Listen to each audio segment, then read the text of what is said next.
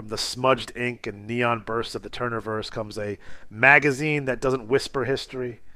It pile drives it into your memory. This is WCW Magazine, November the 1992, a snapshot of a company on the edge of transformation where legends battle for legacy, new stars rise with rage in their veins, and every page crackles with the electricity of early 90s grit. Open the cover and you're immediately struck by a bold declaration. Top stars answer your most personal questions. And if that doesn't grab you by the laces of your boots, the blazing centerfold promises a two-sided poster featuring Rick and Scott Steiner, Brian Pillman, Dustin Rhodes, and a young Steve Austin still bearing the stunning moniker and the look in his eyes like he already knew he was bound for destiny. There's something tactile and nostalgic about the opening pages, ads promising rolled posters without crease or staple.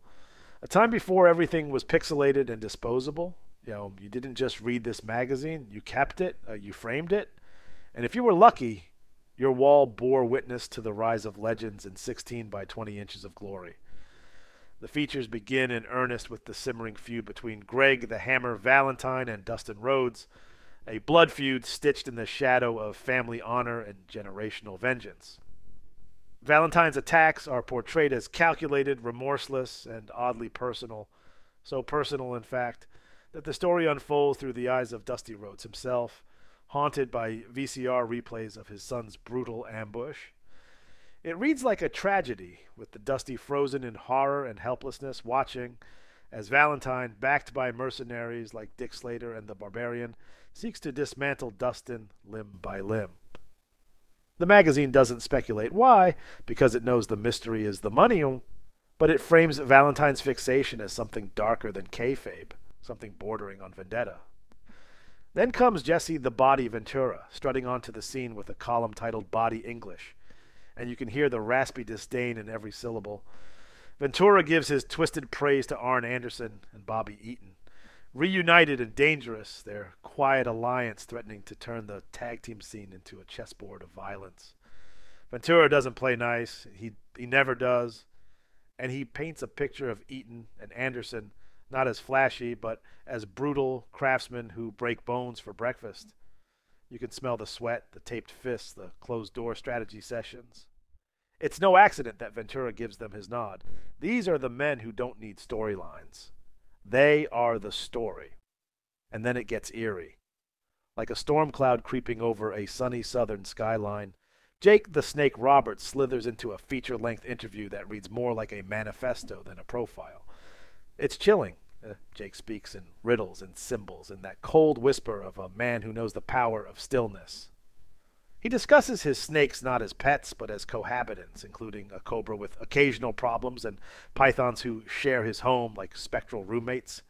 He mocks definitions of treachery and morality, calls the DDT cruel but fair, and shrugs off questions about why he targeted Sting with venomous indifference. Why not? It's Jake at his most cryptic and dangerous, unpredictable, cerebral, and terrifying. The interview ends with a warning masked as advice. All in good time, my man, if they're not eaten first. And you believe him. You believe he's telling the truth.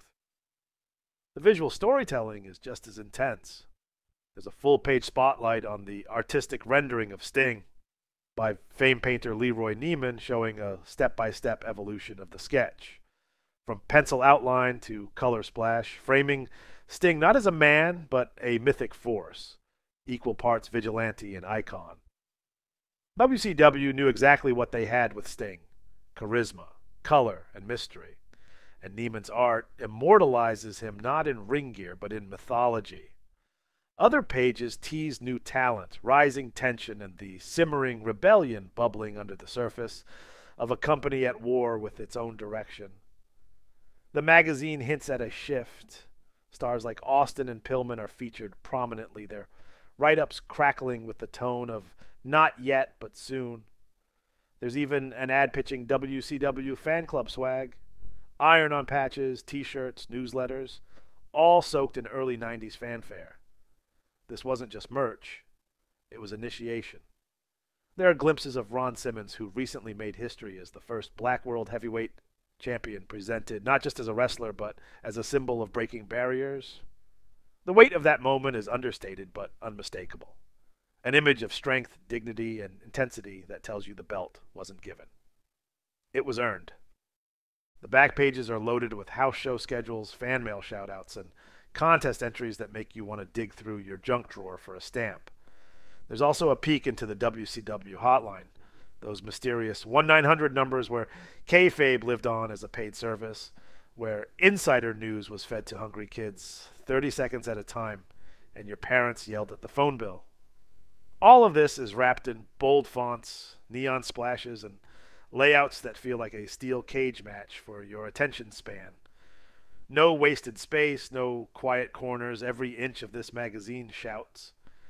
From Valentine's vicious streak to Jake's cryptic sermon, from Sting's myth to Ventura's grudge-fueled gospel, WCW Magazine, November 1992, is not just a publication, it's a full-blown time machine. It captures a moment when WCW was a raw, volatile force, still searching for identity, still pulling back the curtain without fully tearing it down. This wasn't the Monday Night Wars yet. This was the storm before it, the slow, rumbling growl before the explosion. And now, preserved in these pages, that moment lives again. This has been From the Pages. If this trip into WCW's past brought back the sting of leather belts and the snap of steel steps, do us a favor. Like the video, share it with someone who still remembers the hotline number, and subscribe for more deep dives into the mags that shaped the madness.